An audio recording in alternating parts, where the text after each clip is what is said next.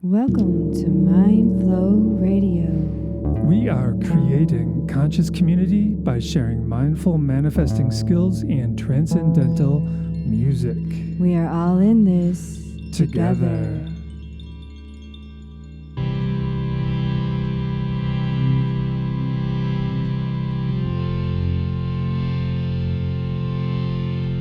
Just be.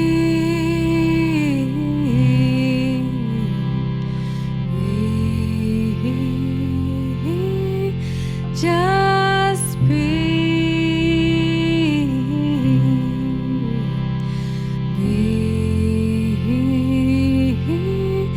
Just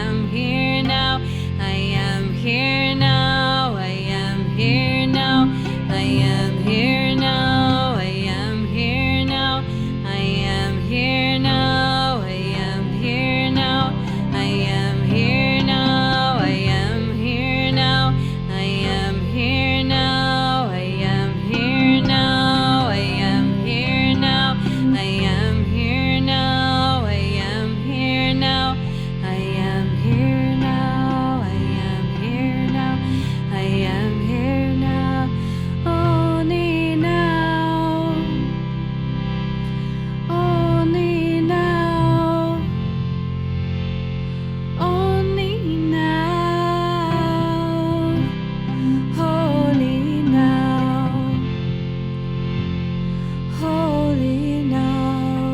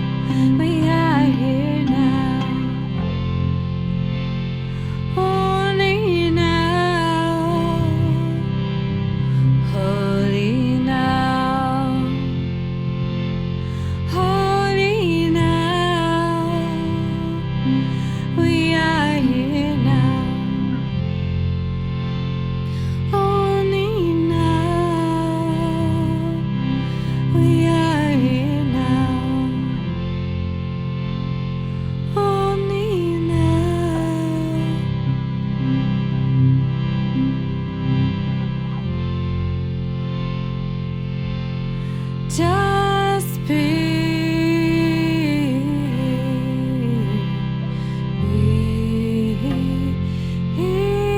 Just be.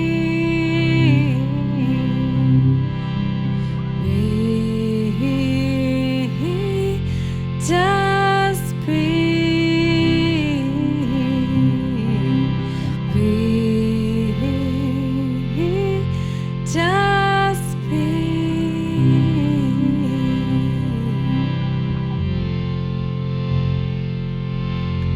Just be.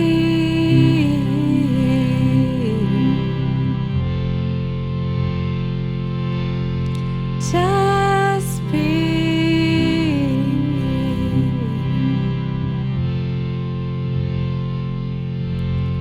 Just be.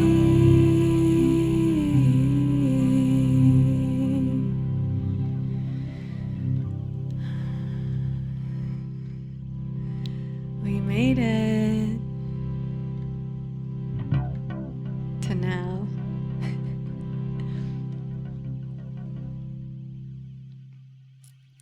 All right. Okay. Mindflow Radio. Mindflow Radio. Here we are. She's Jalen. And he's Monty. And we have made it To this moment. to this moment We've survived. against all odds. It Yeah, does sometimes I think it's a miracle that I'm still standing. seem- Me too. Oh my gosh. All of us, perhaps. Yeah. Perhaps, I mean, for me, that's almost proof of some kind of higher power, higher force. Yeah. And purpose. Like, if we didn't have a purpose, we wouldn't be here anymore. Or, Kind of like what you say, like, people get called home. right. Well, you might get called home even if you have a purpose, too. You know, we don't know how that works. Yeah. Because you might have a purpose in the afterlife, we perhaps. don't know. You know. We can speculate, though. Yeah, we can. And it's fun. Yeah. But if somebody pretends that they know, it just the red warning bells go off in my mind, at least. Well, I mean, there's plenty of spiritual context, you know, like the Hindus believe in reincarnation. Yeah. Which is definitely a possibility. Yeah. Maybe they're right. And they think they're right. Does that mean that we don't listen? No. I think it's just good to like be aware of any time that anyone feels they're completely right. Well, yeah. I mean, it boils down to having humility, really. Right. You know, and do we really know just because our teacher told us or because some book says so? Right.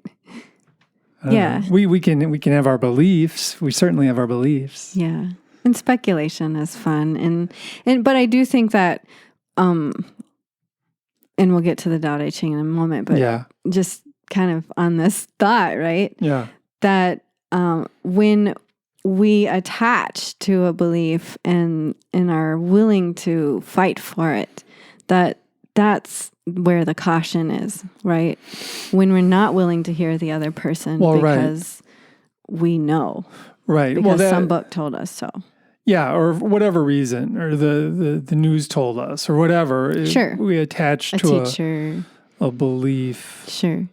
In a rigid type of way. Right. I mean, I think it's important to have beliefs. Yeah. But if we hold them in a place of humility and just, you know, oh yeah, I have these beliefs. I think I'm right, but you never know. That's, you know, and then you out. And then you're open, to hearing other sides, and you're open to witnessing other variables when they present themselves. Right. And our intuition's a good guide, you know. Yeah. If we know how to read it, that's another part.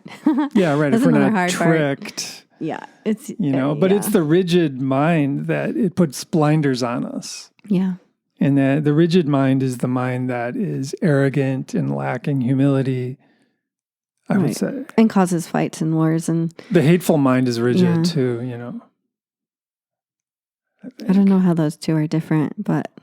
Arrogant and hate? What do you mean? Yeah. Do they go together? Well, they're related, sure. Yeah, I would imagine so. I would say arrogance leads to hatred because I know you're bad. I know all those people are bad. and should be dealt with accordingly. So just kidding, JK. So we compassion for all. We got Monty's favorite version of the Tao Te Ching by Stephen Mitchell. So we're back at it. I know maybe some of you know that we had been doing a verse a month, and we were having such a hard time with translations. Like the translation I had was just like really just perturbing me, actually. Like I didn't understand it. Like it was kind of rubbing me the wrong way. Yeah, well, the Tao Te Ching is an ancient Chinese book of wisdom. Right. So I mean, there are many, many, many different translations of it. Right. Written by Lao Tzu, who was a little background. Sorry. No, just a little background about Lao Tzu. He was a librarian in some kind of kingdom in China, I believe 2,500 years ago-ish, right? And he was seen as very wise, and then he just wasn't grooving with the culture. So he's like, I'm out of here. I'm going to leave. He gets his stuff, and he's walking out, and the guard at the entranceway says, whoa, where are you going? And the guard recognized him as a great teacher. And Lao Tzu says, I'm leaving. Man, this place is, I don't know. It's a drag. It's a drag. He was probably feeling like the place was stressing him out, and he was feeling depressed and all this and that. So he's going, and the guard was like, well, wait, can you just give us a teaching before you leave? So he's like, okay. So he spent just a few days, and he wrote the Tao Te Ching. That's awesome. Yeah. And then he took off to who knows where. Hang out with the birds and the bees. Or just other wise people. People of similar vibration, I guess. Yeah. Because it's all about vibration. And so he wrote this book, the Tao Te Ching, which is one of the most important books ever written, really. And it's influenced a lot of people. And for one example, the Tai Chi, which is something I practice and teach. Tai Chi is a physical movement-based manifestation of the Tao Te Ching. So the Tao Te Ching can be seen as a way of being in harmony with the universe or nature. The Tao? Yeah, the Tao. The Tao is the way. The Tao is the way, and according to the Tao Te Ching, you get in harmony with the Tao, and then the Great Mother takes care of you, which I find to be hopeful. Yeah. So the whole key is, how do you get in harmony with the Tao? And I guess what I mean to clarify is that Tao means the way. Yeah. So, well, the Tao is beyond words, ultimately. Right. That's what... But it's like the path is the destination, right? So the Tao is the path, the destination, the way. Yeah, the Great Mother. I mean, but ultimately, as it says in the Tao Te Ching, the true meaning of the Tao is beyond words. Right. But those words point to the direction. Yep. It's something we can understand. Mm-hmm. So picking it up where we left off, we were on verse 7. Yeah. And I'll read it. Yeah. And then we'll talk about it. Yeah. Okay. The Tao is infinite, eternal. Why is it eternal? It was never born, thus it can never die. Why is it infinite? It has no desires for itself, thus it is present for all beings. The Master stays behind. That is why she is ahead. She is She is detached from all things. That is why she is with them. Because she has let go of herself, she is perfectly fulfilled. All right. So there's a lot there. There sure The Tao is is. infinite. That's a big deal. Yeah. She's let go of herself, probably letting go of her ego self. Yeah. Right, and Expectations. Yeah, the need to manipulate things, perhaps, like the way the ego operates. The feelings of, I don't know, victimhood. That's part of the ego trip too, I believe. But there's a healthy ego as well. Yeah. Like ego doesn't have to take the bad rap. I mean, there's definitely a shadow side, but yeah. Well, tell me about a healthy ego. well, what I understand, and again, I don't actually know, but I understand that a healthy ego is that which gets us out of bed and has us desire to do what we have on our to-do list, or the healthy ego. Like, let's get some stuff done. Let's talk to some people. You have to have a healthy ego to even want to go live or be recorded, or, well, you have to have an ego, I guess I mean to say, and it can be healthy. Yeah. So what's an unhealthy ego? I think an unhealthy ego is kind of what we were talking about before, where the person may think they know everything. Oh, yeah. And you like ego tripping. Yeah. And belittling others, right, or blaming others. And the victim stance is an unhealthy ego. Well, at times that's appropriate, perhaps. I don't know. I mean, if you're, let's say you're in a country that's occupied by another country and feeling victimized about that, it's perhaps appropriate. Sure, I see what you're saying. Or you're with people who are abusing you and feeling like I'm being victimized. That's probably appropriate. But if you have a healthy ego, you're figuring out how to get out of it. Yeah, I agree. Yeah, so a healthy ego is, in a sense, is like proactive too. Yeah. Perhaps. I think so. And willing to see the entire picture, and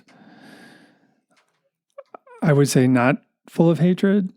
Yeah. Yeah. And I mean, that's what I've learned about the intuition, right? Intuition is this feeling of peace, this feeling of calm, this feeling of just, it's not loud and proud. It's not a bunch of jitters. It's actually very peaceful. And I had a friend of mine, Christina Teot, was explaining how to do the yes/no question on yourself to learn your intuition, and she was saying, you say something that is true, like, I am wearing white, and then you sense what that feels like, and then you'd say something like, I am wearing fuchsia, and then you feel what that feels like. I actually felt that. I felt it in my gut. It was like a... So the point being is that you train yourself to understand your yes and your no, and your intuitive, where your intuition is speaking to you. So, and your intuition is just super soft and kind and gentle. And it's like... It's subtle. It's subtle but profound. Yeah. I mean, for me, when I get... and that's the thing. We need to be careful because we can be tricked by the ego. Oh, this is my intuition telling me this, and when it's not. So for me, it's the more quiet I can find in my mind, the more I believe in my intuition. Essentially, if my mind is too active, agitated, angry, all this and that, it's hard for me to feel my intuition, or get messages from my intuition. But if my mind is quiet, it's like, it can be pretty clear. So we were kind of touching on, because she has let go of herself, she is perfectly fulfilled. And I think what comes to mind for me, and what we're just talking about, is that when we let go of the monkey mind and we focus in on the true direction, then we're fulfilled because then we know which direction to go, what path to take, Yeah. when to go where, who to talk to. Like, Yeah. we just follow this subtle feeling of peace. Just continue following the peace and the calm and Yeah. the subtle fulfillment, and you just feel accomplished and purposeful. And Well, yeah, and that quiet, and it just helps us find our purpose too. yeah. That's Yeah. And then we touched on the eternal and the infinite. And I think that that's really interesting, the never born, never die. That piece of the creator of all creation existed before all creation.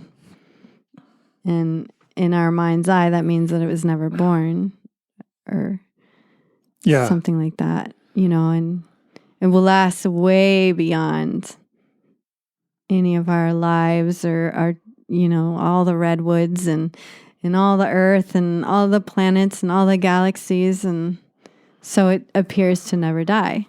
Well, and most likely there's something about time we just do not comprehend either. Yeah. Like it's possible there is no such thing as time. Only that's so far beyond our finite minds, That is hard for my little brain to comprehend. I don't think anybody really comprehends it, but it may be part of reality. Yeah, time messes with me so intensely. Yeah.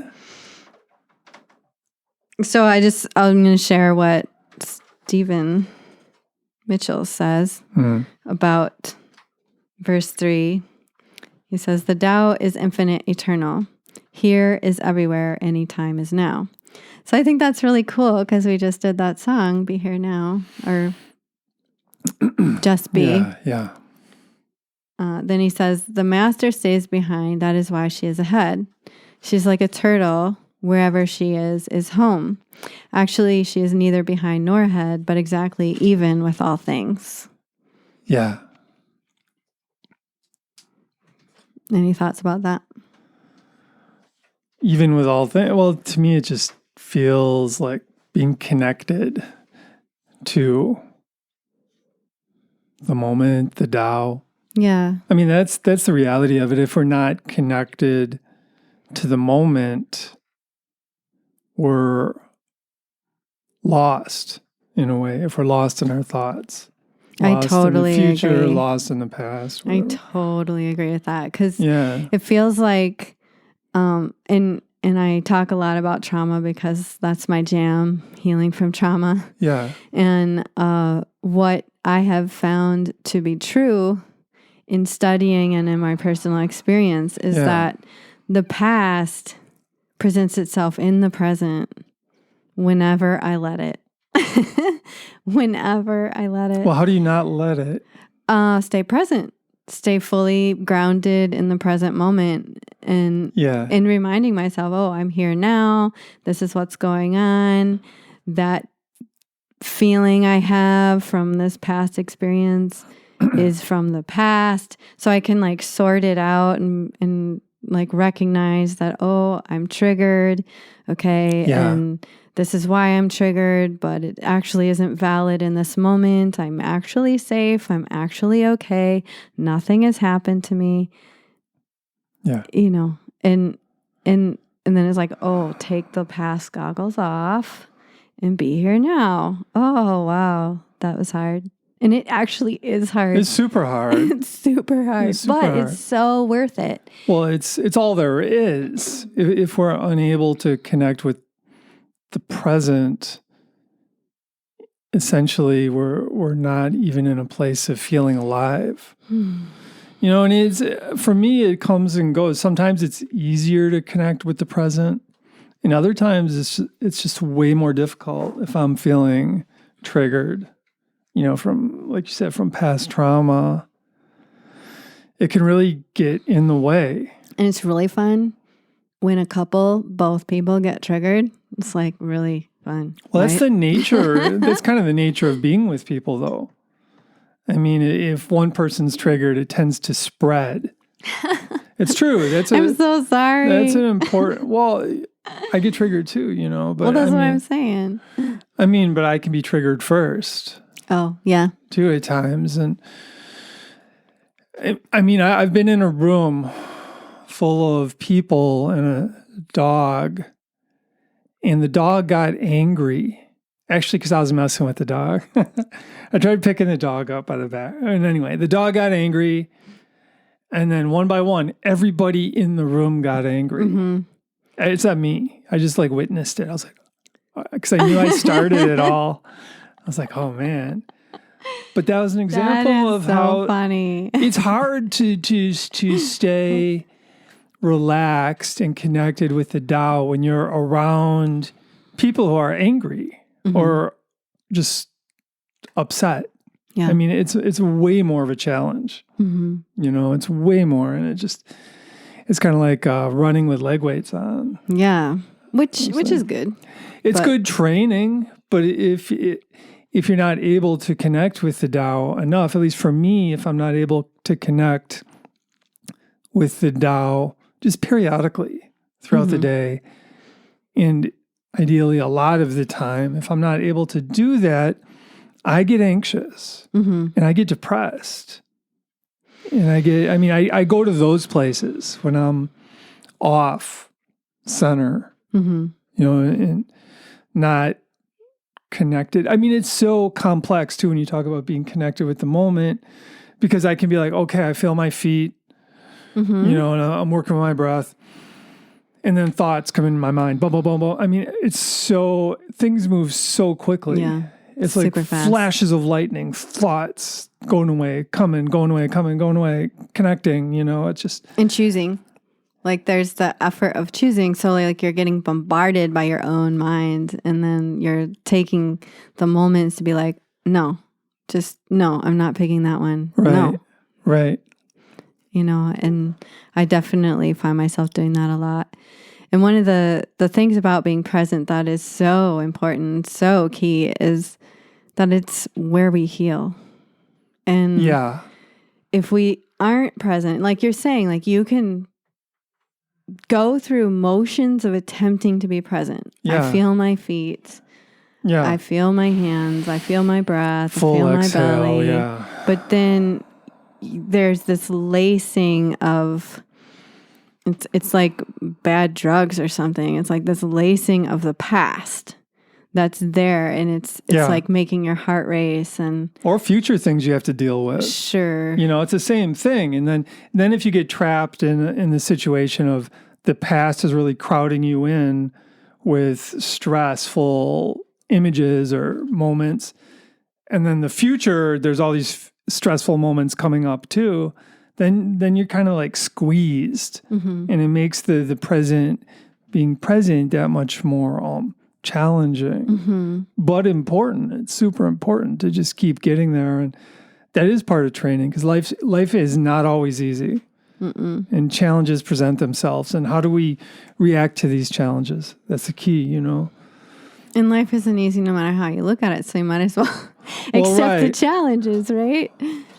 Well, right. Well, that's one way of doing it. A common way for us to deal with challenges in our culture is just to, escape through movies, or escape through drugs, because those things take us away for momentarily, but then when they're over, we feel worse, essentially, if we haven't dealt with learning how to be balanced in the moment. And then we're more off balance if I deal with my feeling of anxiety or whatever through using drugs, and then it might help for a little while, and then you come down. Yeah. Right. And then I'm hungover, and then I feel hell. Yeah, right. Yeah. That's why it's better to just face it as it comes your way. And it's entertaining, really. There's if you can look at it like that, that life is actually entertaining, and there's we don't need to cover it up. We don't need to numb from it. We just need the right perspective, the right vantage point to like see it as entertaining. Well, and to see it as a part of the imperfect perfection of everything too. Like various situations, they present themselves ideally, hopefully for a reason. It's not just random. I don't believe. I could be wrong. But it seems like I do believe in the imperfect perfection of everything, including all the situations in my life. And all the challenges in my life present themselves because it's something I need to take on. And taking it on means to be present with it and try and work through it, instead of running away from it, even though there is a point to get away too. Yeah. And that's where the intuition can be a good guide. Totally. When you're there and it's just getting this like loud, icky feeling in your belly, it's like time to walk away. Yeah.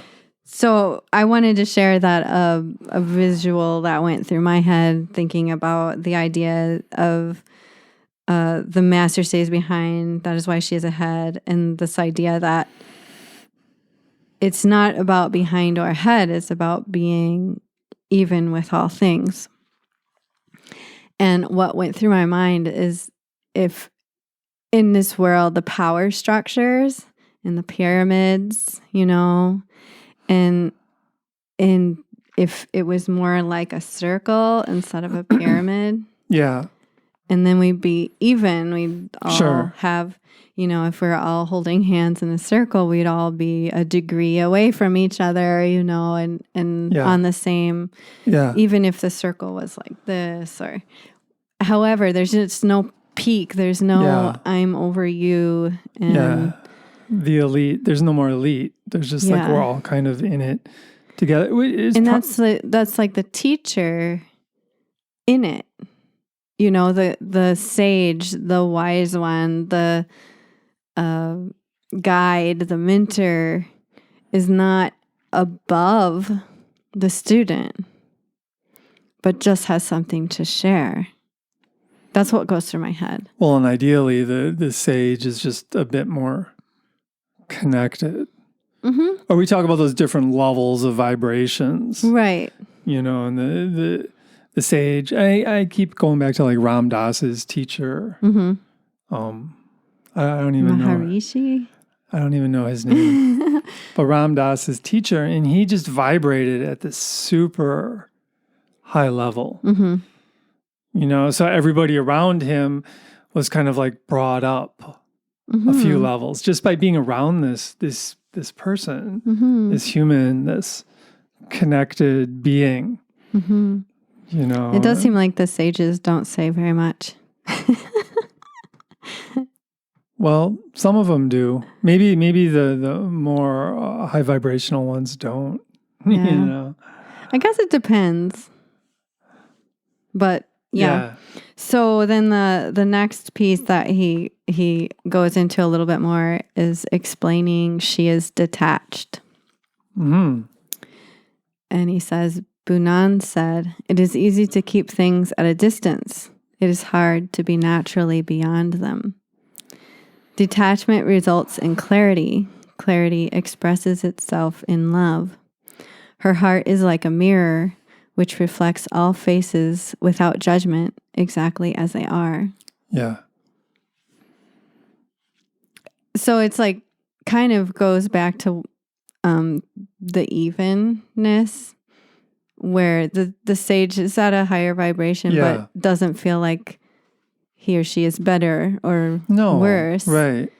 And also has that detachment of just being okay with it all. And I mean, the sage like recognizes that some people are maybe vibrating at a different level than they are, but they're not judging people for it. Right. Because we're all on our own journey. Yeah, and we're I mean, according to Buddha, we all eventually become enlightened anyway. It might take us a few lifetimes, if there are such a thing as various lifetimes, Mm-hmm. or if there is such a thing. But we all get there. And the sage perhaps knows this Mm-hmm. and just plays their role as like a high vibrational being. Yeah, to shift You the know, energy, like you're yeah. saying, the one who's got the high vibration has the capacity to hold space and just like lift up. Yeah. But the sage Not is, even with effort. no, right. But the sage is choosy too with whom they want to Sure. like hang out with. And Well, I don't know. I mean, Jesus supposedly hung out with the homeless, well, yeah, the sick. it's true. But he had his people. Sure. He had his inner tribe. Yeah. And so, I mean, Ram Dass's teacher was the same. And Ram Dass's teacher would kick people out of the ashram, I guess. I think if they were like too just egomaniacal, ego tripping, he just knew that energy. I'm perhaps here for you to knew. see how much I already know. Yeah. I'd get kicked out. I just know it. I might be too. I don't know. Who knows? You two out. You're like, we came all the way to India to get booted. Can we at least like hang out in the street in front of your place? For a little while. Oh man, that is a funny thought, but you just never know. Yeah. Right. Yeah. Right. So, do you have any other thoughts about that? Would you like to look at it and see what comes to mind for you? Well, I mean, just the idea of infinity or eternity, that's an interesting concept. It's just worth the idea of what is infinity is worth pondering in itself. I think it's really important to realize that between any 2 points, there's an infinite number of points. So even in this room, there's an infinite amount of room. If that makes sense. Well, and there's that. I don't know if Jeremy would agree with that. Well, it's like, I don't know. I'm going to try and say this effectively, but there's this Greek, I don't even know who he was. I should know these names. But his point was you shoot an arrow at the wall and you divide the distance in half between the arrow and the wall. And then you divide that distance in half again, and you divide it in half again, and you divide it in half again. And you can keep making that division an infinite amount of times, right? Because you just magnify it. You divide it in half, magnify it. Divide it in half, magnify it by 2, if you're like watching it. But in other words, you can, between here and the wall, there's an infinite amount of points. So an arrow technically can keep moving forward for ever and never hit the wall. And that's math.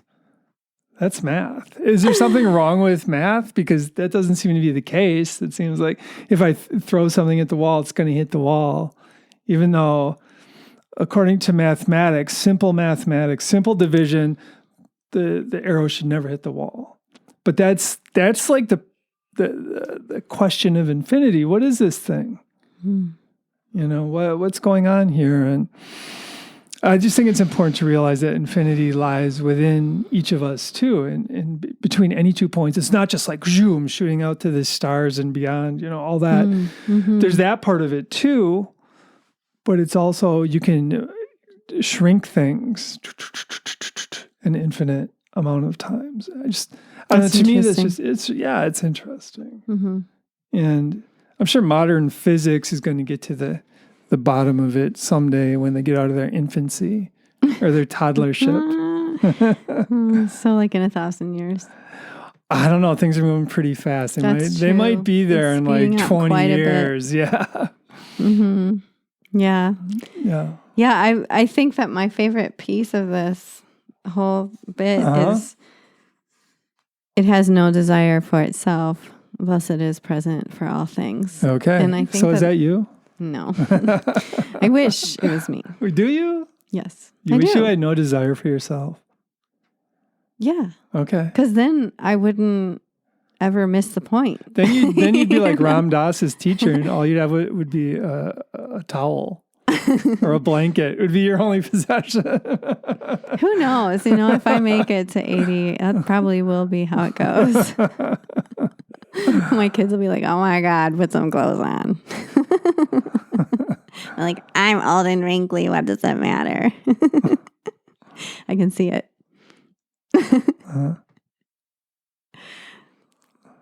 Yeah. So what did you say in the very beginning? Ooh, I'm stretching Relative to the show. what were we talking about? Oh, darn it. Hmm. Yeah. Humility. Humility. And being open to all perspectives and not being too rigid on any one belief. Right.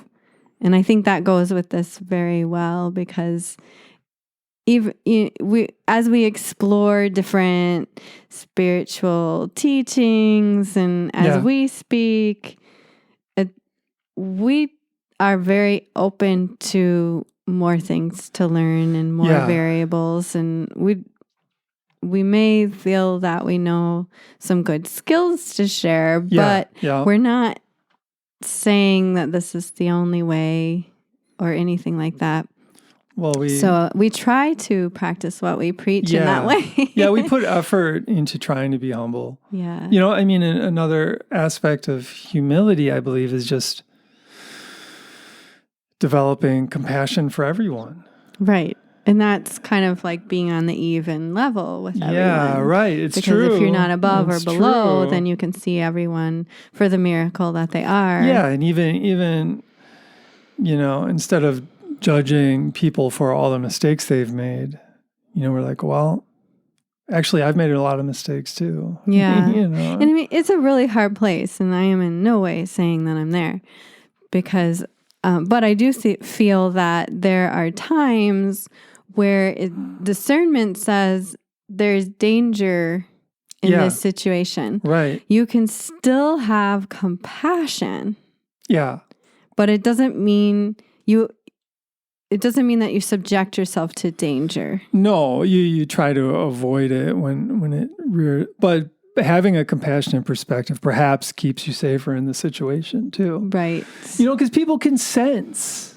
Mm-hmm. People can sense it. I'm so convinced if I walk into Quick Trip and let's say there's some really struggling people there, let's say homeless or something, if I can just be compassionate and really respect them, they feel it. Mm-hmm. But if I don't, they feel that as well. I definitely struggle with it personally, but it's because I'm a woman. I don't know. When you feel when I feel that kind of what do you call it? It's kind of vampiric, like a vampiric. Oh, and it might be a survival. It is. It's their survival skill. You feel like people are being predatory. Yeah. Yes. Thank you. They're in your midst. Yes, and I may have compassion when I get back to my car. Yeah. But I don't necessarily. I'm not at that level yet. And maybe that will come with age, but yeah, I don't know if I'm there either. Like in a situation, if I feel, somebody's trying to predate on somebody else, it's hard to feel compassion for the perpetrator. Mm-hmm. It is at that very moment. Yeah, maybe later. Yeah, right. But that's something to work on, like right, you said. Right. Yeah. Or just to be able to acknowledge. And for me, in what I'm learning lately is that there is predatory energy, there is parasitic energy, and it is a part of our reality. And we can have compassion for it, but we can also we actually have power with our free will to have some ability to reduce that energy and to diffuse it somehow. Diffuse it. But again, it's kind of like any addiction where you have to acknowledge that, okay, this is happening. And to just say that everything's love and light and everything's all good is to deny that some things are happening. Yeah, right. But to recognize it doesn't mean to hate it. Right. Right. It's true. And hopefully someday we'll be at the compassion state. Place of, well, and a really powerful teacher could probably go into a really stressful situation like that and just completely diffuse it. Yeah, that's with my their goal. Energy. That literally is one of my goals. I've heard of Taoists, like a Taoist teacher. People are trying to pick a fight with him and stuff, and he just looks at them. I mean, this is from the Wandering Taoist, a really cool book. But the teacher looks at these people with just such compassion in his eyes. But, like strength and compassion. Mm-hmm. And it's just like the situation just diffuses. Mm-hmm. So that would be the goal, right? Yeah, that is totally my goal. Yeah, wouldn't that be so great? If that's my that's desire, like a superpower right there. If that's my desire, is that a desire? Sure. So, well, it's a goal. So to be desireless, I can't have that as a goal. Well, once it seems like a good goal. I think if you're desireless, you're there though. Oh. You know what I mean? But we're not there yet, so it's important to have that goal to be. Awesome. Yeah, I think that's it. Cool. So becoming desireless. Yeah. 80. Yeah. Detached. I can't see being there before I'm 80. Yeah, right? I mean, that's the joy of if we have the ability to grow old. Yeah. Then we have that ability to sit on the porch and watch the birds. Well, and that's our plan, right? Yeah. If we can make it that long, just meditating a lot. And just have a towel and sit in the park and people gather around and be like, what's up with you people? That sounds like a good goal. I don't know. I don't like the towel idea, but you brought it up. Yeah. So we have another song for you coming up. Yeah. And I think we have a little time, so I could talk about you could mindfulness talk about skill too.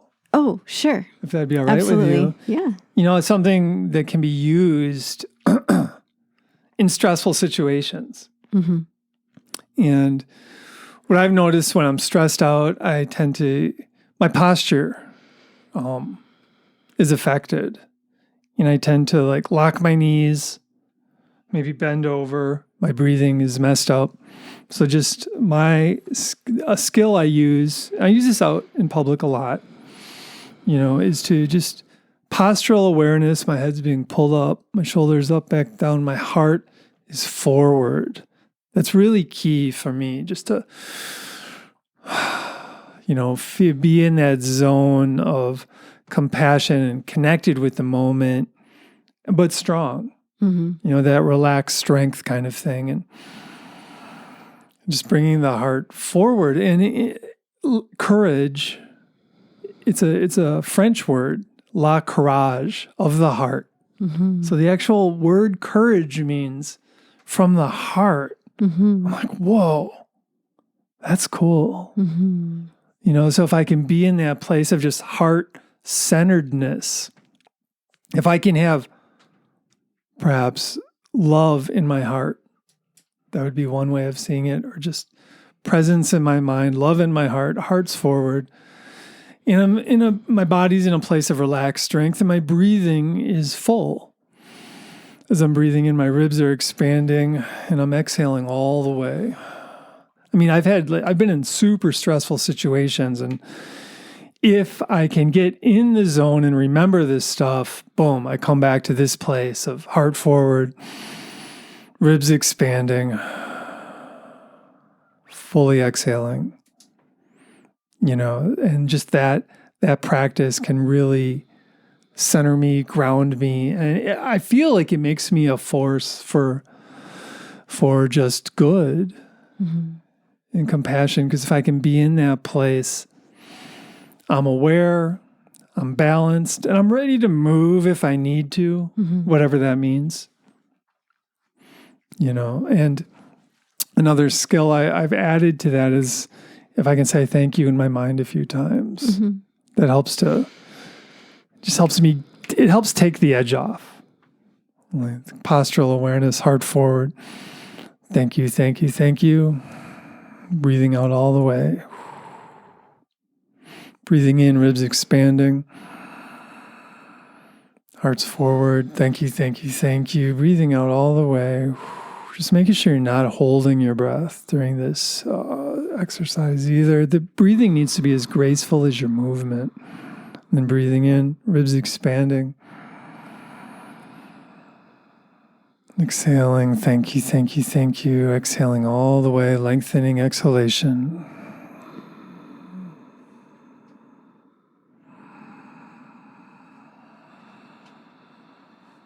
And I've mentioned this before, but it's kind of a game I play when I'm out in public. I try and just have those kind of vibes as I'm walking into Quick Trip or as I'm standing in line at the co-op or just as much as possible. And I feel like if I can be in that energetic place, that vibrational place, I'm actually making a difference in the world. So that's, for me, it's a great way to find meaning in just mundane experience. If I'm stuck in some line somewhere, I can give that experience meaning. If I can be in a certain place of relaxed strength and clarity in my mind. Because like I said earlier, the dog getting angry and everybody in the room gets angry. The same is true if somebody is just so centered, so balanced, so... It's actually supposed to be even stronger. We've all been around somebody who's like just so lighthearted and grounded. You're just like, oh, thank you. You just want to be around that person more, essentially. Those are the great teachers, right? Who are just there much of the time. And for me, it's just something I strive for. And I'm not there a lot of the time. But when I'm not there, I do notice I'm not there. I'm like watching my own thoughts, watching my mind, and watching my energy, watching my emotions, and I realize I'm not there. Right. Yeah. I go through that too. Yeah. A lot. So when and that's part of it, right? Well, it is. So you say, I'm not there. I'm going to try and get there. And then you start employing for me, I started employing some mindfulness on the fly skills to try and get there. And they work a lot of the time. And the more you practice, the better you get at it. It's just like anything. It's like shooting baskets or playing an instrument. The more you practice, the better you get. And it just adds this element of purpose in my life. Awesome. Yeah. Yeah. So the next song that we have for you is another thing that you can do for stress or concern, and it's Ho'oponopono, which is a Hawaiian prayer. And I used to have a hard time with it. I've practiced with it many years ago, and I did my best with it. But I always felt like it was something that I had to do for others. And sometimes that would get really hard. And yeah, things got better in my life, but it was still hard. And recently I had this revelation that it's actually something I'm supposed to do for myself. And that was like this huge wake-up call, like, oh, wait, I can do that for my heart. I can say, I'm sorry, please forgive me, thank you, I love you, to my heart, not to anyone out there who may have hurt my heart or I have been hurt in relationship with them. So it kind of opened the door for me to use this chant in a whole new light. I'm sorry.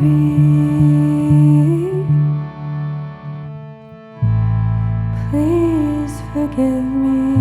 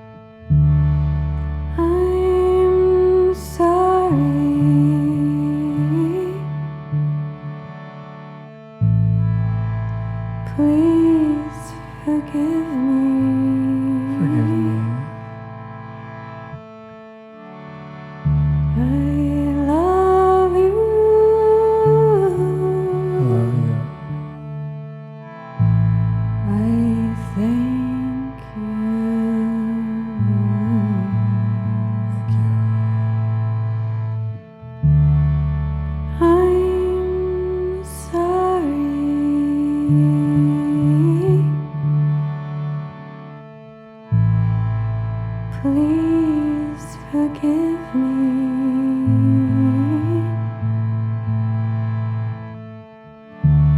I love you.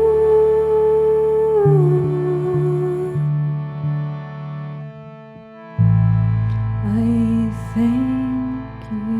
Thank you.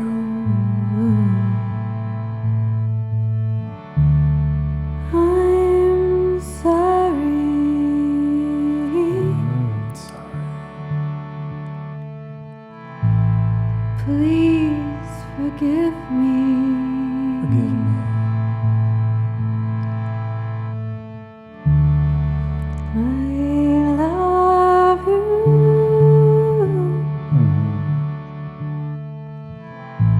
I thank you.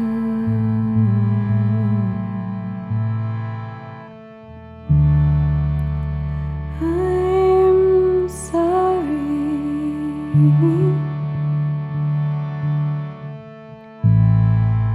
Please forgive me.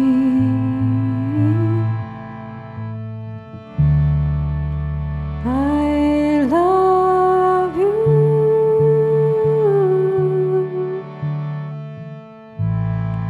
I thank you.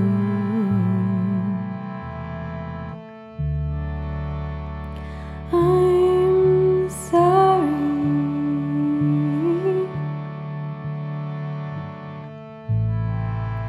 Please forgive me.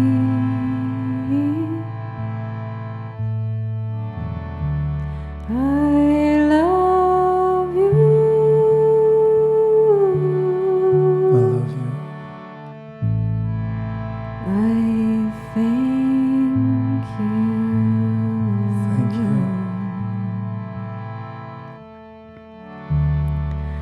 I'm sorry. Sorry.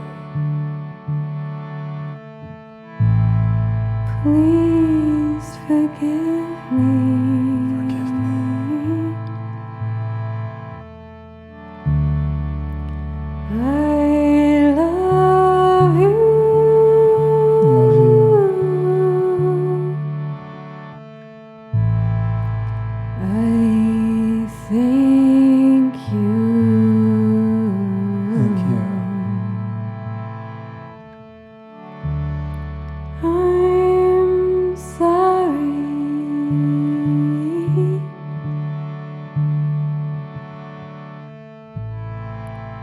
Please forgive me.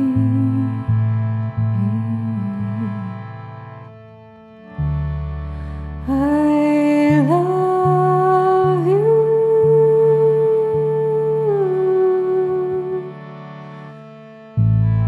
I thank you.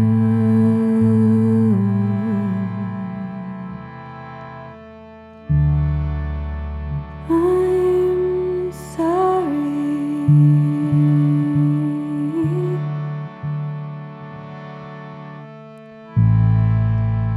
Please forgive me.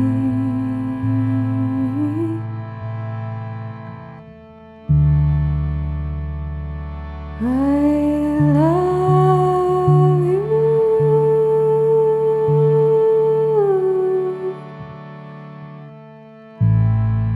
I thank you.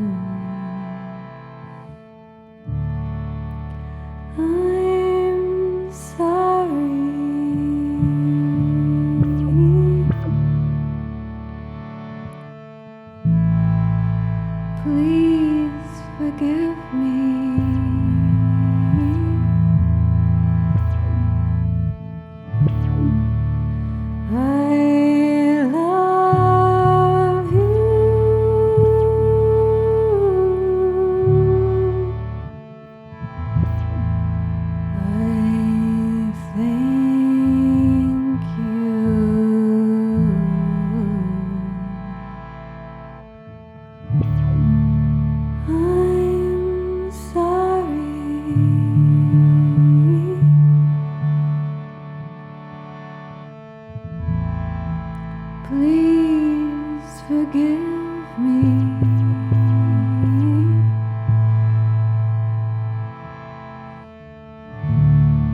I love you.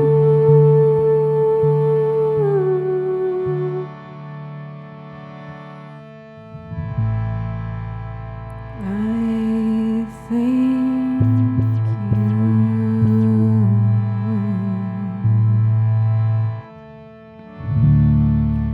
I'm sorry.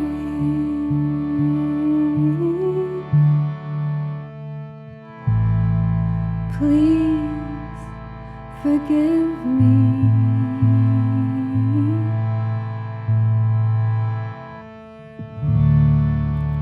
I love you.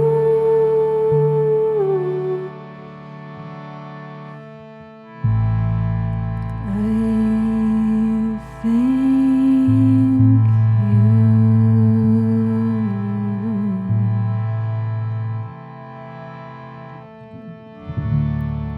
I'm sorry.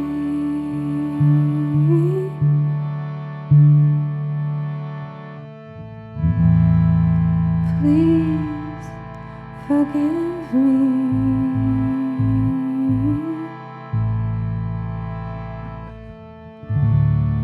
I love you.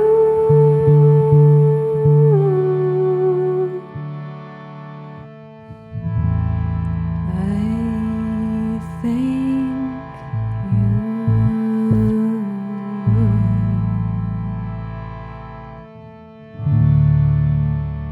I'm sorry.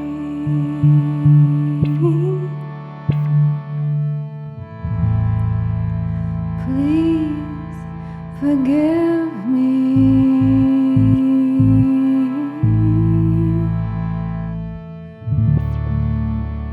I love you.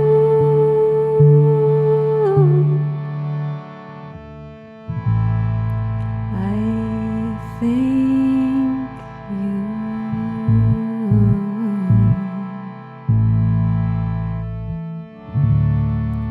I'm sorry.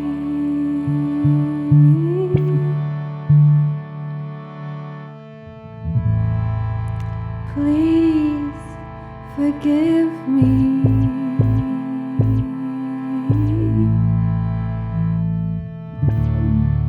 I love you.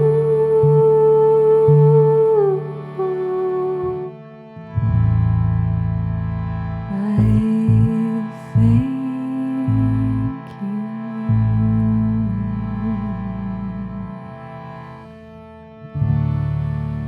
I'm sorry.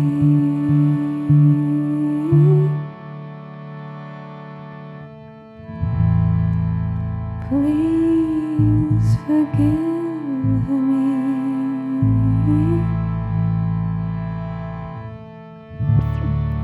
I love you.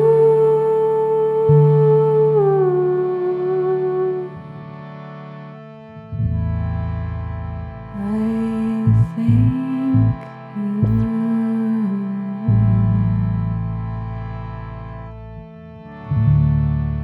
I'm sorry.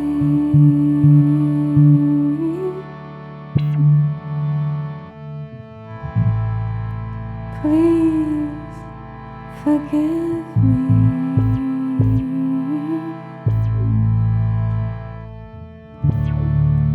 I love you.